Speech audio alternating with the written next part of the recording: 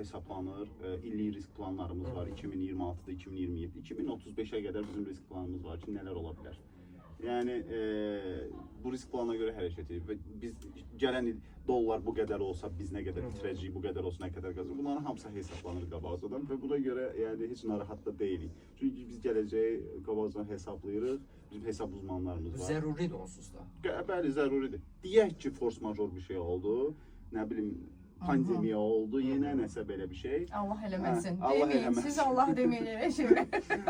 Allah eləməsin. Yəni belə bir gözlənilməz bir hadisə baş verdi. Nə edəcəyik?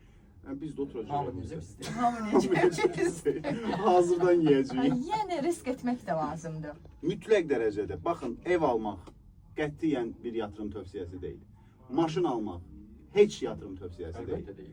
Digital pullar qətiyyən uzaq durun, əziz dostlar. Sizi gələcəyə aparacaq tək şey Ənənəvi sollardır. ənənəvi sullardan ziyadə risklərdir.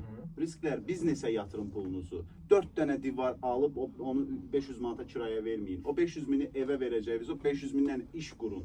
Amma B planları yoxdursa və bu sahədə yetəri qədər Onda məlumatlı getsin deyirlərsə, yəni o pulu necə o sahəyə Getsinlər ev qoymalıdır? alsınlar, Getsin dedim. ev alsın. Getsin ev Ən alsın. qısacası, ən Vallahi. yaxşısı. Yəni- Sab evin qiyməti qalxanda yenə oradan pul tutacaq. Bizim gənclərimiz ancaq və ancaq sizlərin, bizlərin televiziyaların öhdəliyinə düşür ki, maarifləndirsin. Çünki bu məsələ bilirsiniz necədir? Bunu nə universitetdə bunun beyninə salmaq mümkün deyil.